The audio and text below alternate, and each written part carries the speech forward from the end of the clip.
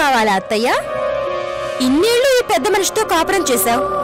నీ కాపురానికి సాక్ష్యం ఏదంటే ఏం చూపిస్తావు అత్తయ్య? చెప్పేది అత్తయ్య. నేనెవరికీ అవసరం లేదు, నాకు ఎవరూ లేరు. నన్ను క్షమించు.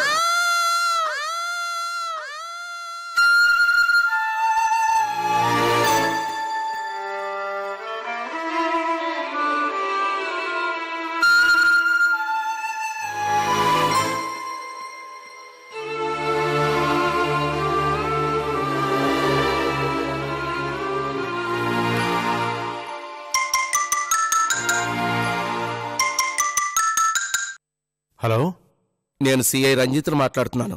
చెప్పండి సార్. మీరొకసారి జీహెచ్కి రాగలరా? ఎందుకు? రండి చెప్తాను. అలాగే. రేఖ, మనం అర్జెంటుగా బయలుదేరి జీహెచ్కి వెళ్ళాలి. ఎవరు? సిఐ గారు ఫోన్ చేశారు, వెంటనే జీహెచ్కి రమ్మన్నారు. ఎందుకు? ఎందుకో చెప్పలేదు రేఖ, వెంటనే బయలుదేరమన్నారు. వెళదాం పద. సరే, వెళ్దాం పదండి.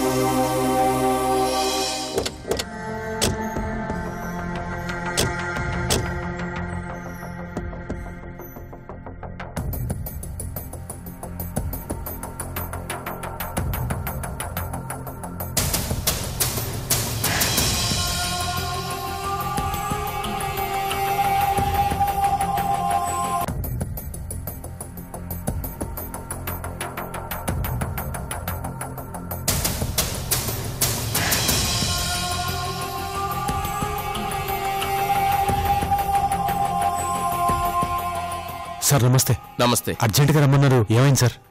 ఏం లేదు, మీరు ఈయంతో వెళ్ళి ఒక బాడీని గుర్తుపట్టాలి.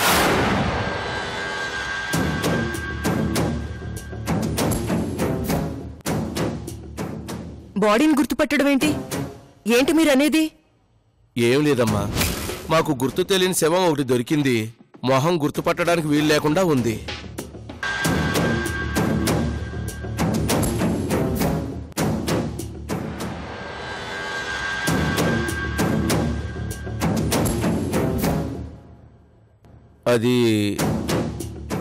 అది సంజయ్ అనుమానంగా ఉంది.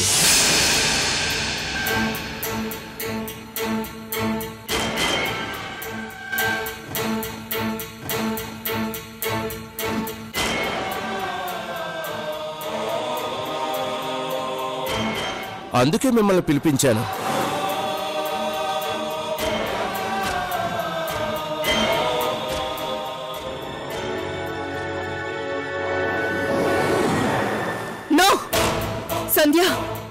సంజయ్ శవం ఏంటి? ఏంటి మీరు మాట్లాడేది? సంజయ్ ఎందుకలా? కాకపోతే పర్వాలేదమ్మా, మేము కాదని అనుకుంటున్నాం. జీకేని చూడమన్నాను, తనకే అర్థం కాలేదు. ఇంకేదైనా క్లూ దొరుకుతుందేమోనని స్పాట్కు వెళ్ళాడు.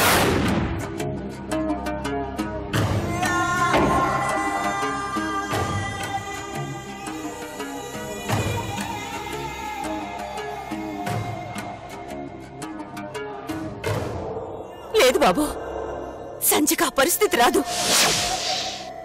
అది ఎవరి శవమో అయి ఉంటుంది. మమ్మల్ని అనవసరంగా పిలిపించారు. వెళ్దాం పదండి. రా రఘు. ఒక్క నిమిషం ఆగండి ప్లీజ్. ఒక్కసారి చూడండి, నిజంగా తన శవం కాకపోతే మనకు ప్రాబ్లమే లేదు. కానీ మీరు చూడాలి. వెళ్ళండమ్మా ప్లీజ్.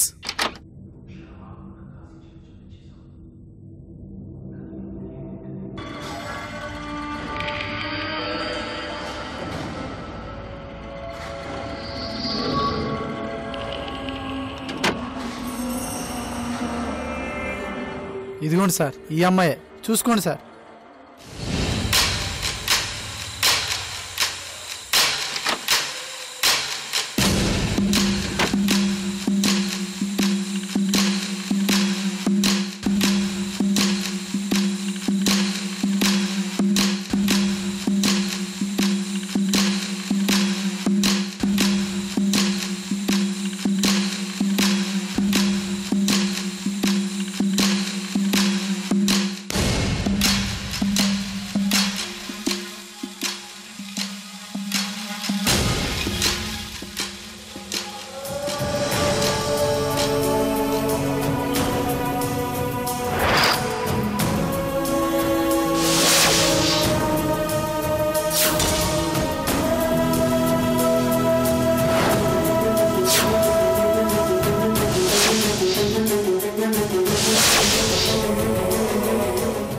కాదు కాదు, ఇది మన సంధ్య కాదు.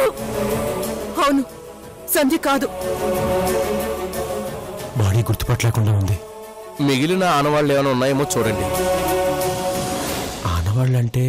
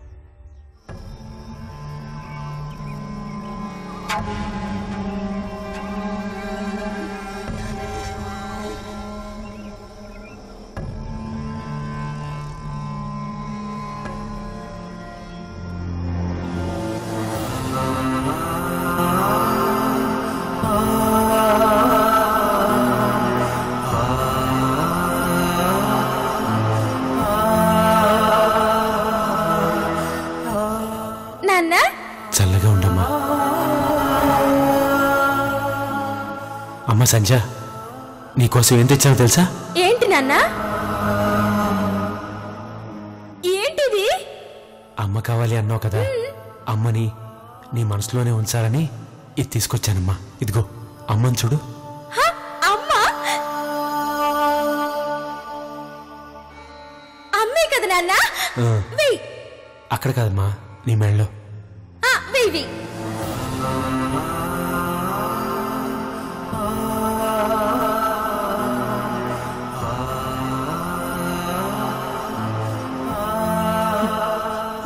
సంజయ్,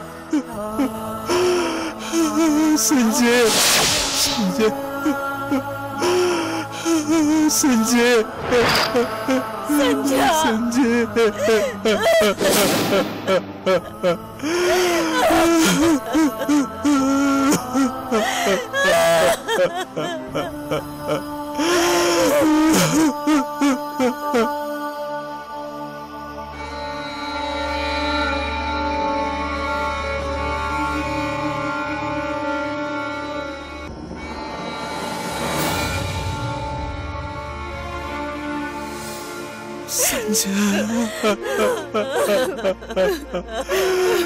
సంజయ్.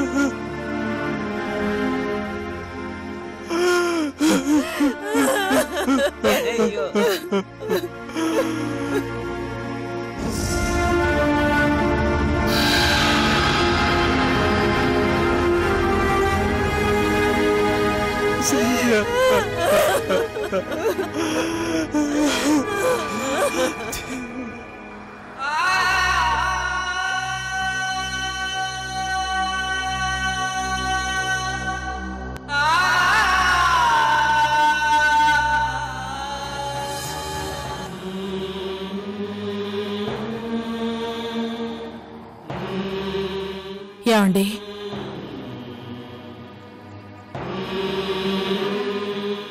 అయిపోయింది స్నేహ. ఓ దీపం ఆరిపోయింది. వెలగాలని ఆరాటపడి రెపరెపలాడుతూ చివరికి తలవాల్చేసింది.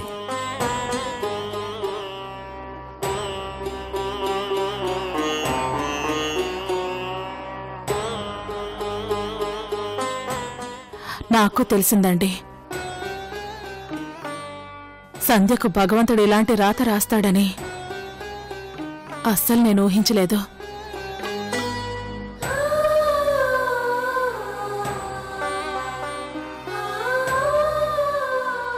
పిచ్చిలో ఉన్నప్పుడు ప్రపంచాన్ని మర్చిపోయి బ్రతికిన మనిషి ఈరోజు మామూలు మనిషి అయ్యాక బ్రతకలేకపోయింది.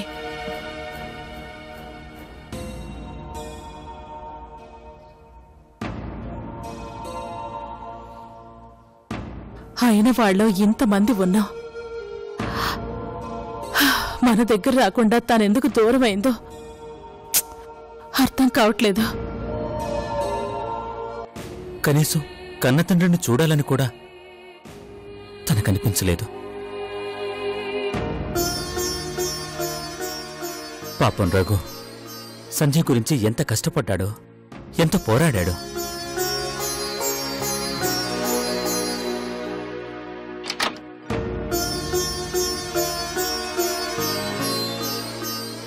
ఒకప్పుడు గౌరీ కోసం ఇలాగే వెతికి వెతికి చివరికి తనని పోగొట్టుకున్నాడు. ఈరోజు కూతురు కోసం కూడా అదే వెతుకులాట. చివరికి శవాన్ని చూసి ఏడవడం తప్ప ఏ న్యాయం చేయలేకపోయాడు.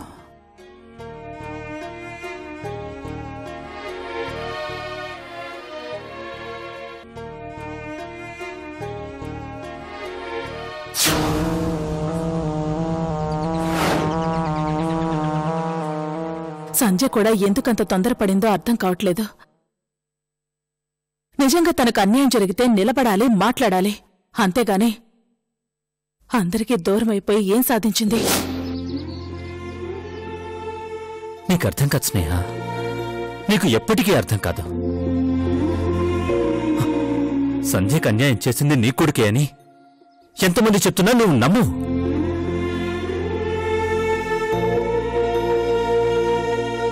మేమే నిన్ను నమ్మించలేకపోతే ఇక ఆ అమ్మాయి వచ్చి ఏం నిరూపించుకుంటుంది? ఓ ఆడపిల్ల వచ్చి నీ కొడుకు వల్ల నా జీవితం నాశనమైందని ఎలా చెప్పుకుంటుంది?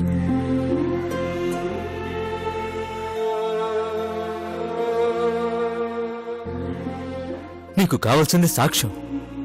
తను ఏ సాక్ష్యం తెస్తుంది? ఉన్న బిడ్డని కూడా భగవంతుడు తీసుకెళ్లిపోయాడు. ఇంకే సాక్ష్యం చూపిస్తుంది?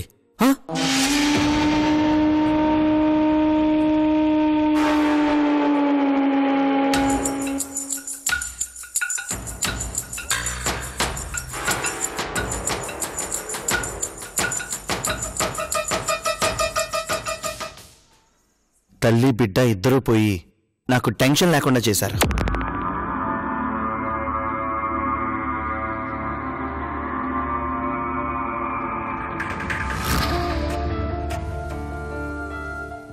డాడీ, సంధ్య చనిపోయిందట కదా? నాకు ఇప్పుడే తెలిసింది డాడీ. నాకు చాలా బాధగా ఉంది.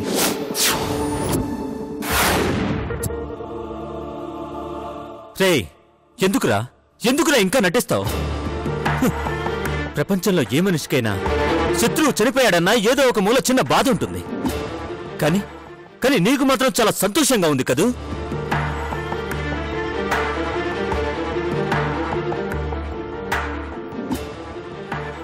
ఎందుకండి ఈ టైంలో కూడా వాణ్ణి తిడతారు? ఇప్పుడు మీరు చెయ్యాల్సింది వాణ్ణి తిట్టడం కాదు, వెళ్ళి రఘు అన్నయ్యని ఓదార్చండి. సంధ్య చావు అందరికంటే ఆయన బాగా కుంగతీస్తుంది.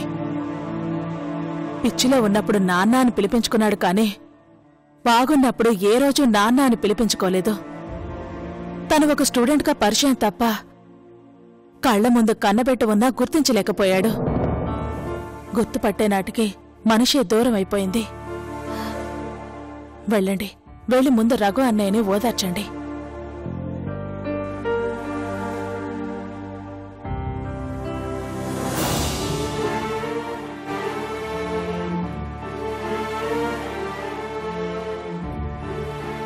మీరిద్దరూ కృష్ణార్జునల్లా బతికారు కదా, ఇప్పుడు మీ ఓదార్పు ఆయనకు చాలా అవసరం.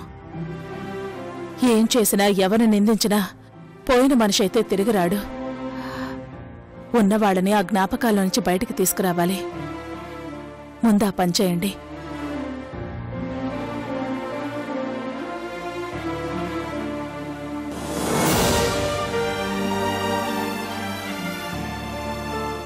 అవును డాడీ, నా తప్పు గురించి నిరూపించాలని తాపత్రయపడ్డం కంటే మావయ్యకి ఓదార్పు అందించడం మంచిది. అందిస్తాన్రా, అందిస్తాను. రఘు మనసు పంచుకునేవాణ్ణి నేనున్నాను కాబట్టి తన్ని నేను ఓదారుస్తాను. కానీ నీ మనసు పంచుకునేవాళ్ళు ఒక్కళ్ళు లేకుండా చేసుకుంటున్నావు. అది ఎంత తప్పో నీకిప్పుడు అర్థం కాదు. సంధ్య చావుకు నువ్వు ఏడ్చే రోజు గ్యారంటీగా వస్తుంది. ఆ రోజు పంచుకునే తోడు లేక ఖచ్చితంగా నువ్వు అల్లాడిపోతావు.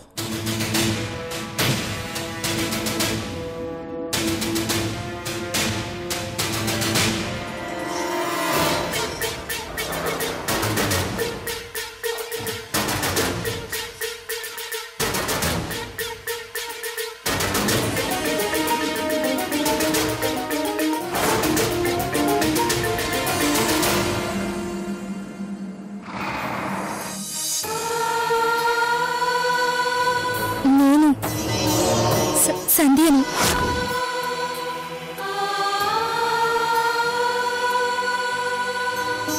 సంజయ్ చేతిలో మోసపోయిన సంధ్యని మాట్లాడుతున్నాను.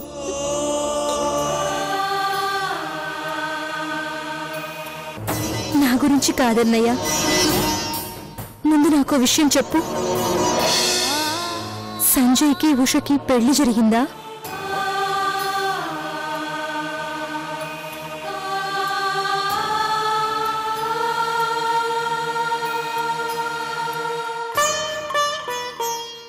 అన్నయ్య, ఏంటన్నయ్య, ఏం ఆలోచిస్తున్నావు? అయిపోయిందమ్మా, ఒక నిండు ప్రాణం బలైపోయింది. సంజయ్ చనిపోయింది.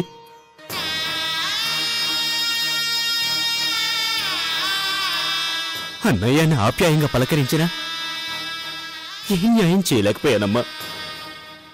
అయిపోయింది. పూర్తిగా తనకు అన్యాయం జరిగిందమ్మా. అన్యాయం జరగలేదన్నయ్య, అన్యాయం చేశారు. ఒక్కరు కాదు, అందరూ.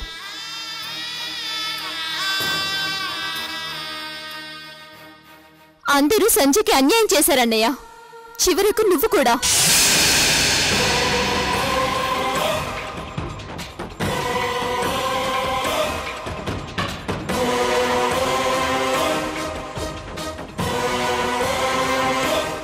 అమ్మా, ఏ కాదో చెప్పన్నయ్యా, నీ గుండెల మీద చేయి వేసుకుని చెప్పు.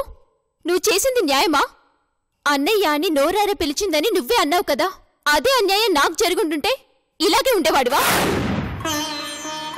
తప్పు నువ్వు చేయకపోవచ్చన్నయ్యా, కానీ తప్పు జరుగుతున్నా చూసి కూడా మెదలకుండా ఉన్నావు చూడు, నిజంగా అది కూడా తప్పే అన్నయ్యా.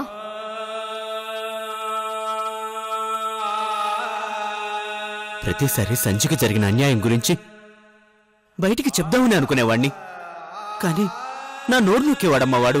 ఎలా నొక్కేవాడు? నీ అవసరం చూసి డబ్బులు విసిరేవాడు, అంతేనా అన్నయ్య?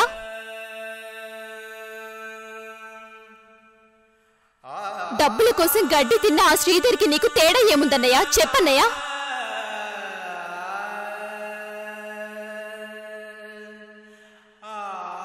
ఒక ఆడపిల్లకు అంత ద్రోహం చేస్తుంటే చూస్తూ ఊరుకున్నావు, చివరకు అమ్మాయి ప్రాణాలు కూడా పోయాయి.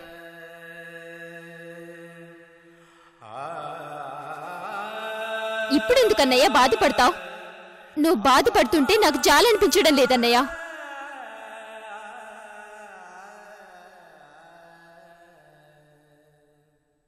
సంధ్య ఆత్మని కూడా నువ్వు ఏడ్పిస్తున్నట్లే ఉంది.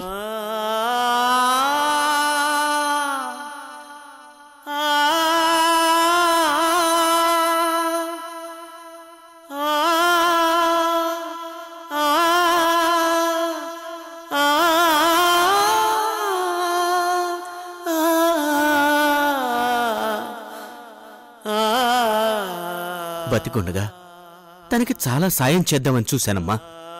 కానీ భగవంతుడు మాకు సహకరించలేదు. తను మామూలు మనిషి తిరిగి వచ్చేసరికి ప్రాణాలు తీసుకుపోయాడు. ఎలాగూ పోయింది కదా అని 2 కన్నీటి బొట్లు రాలిస్తే సరిపోదన్నయ్యా.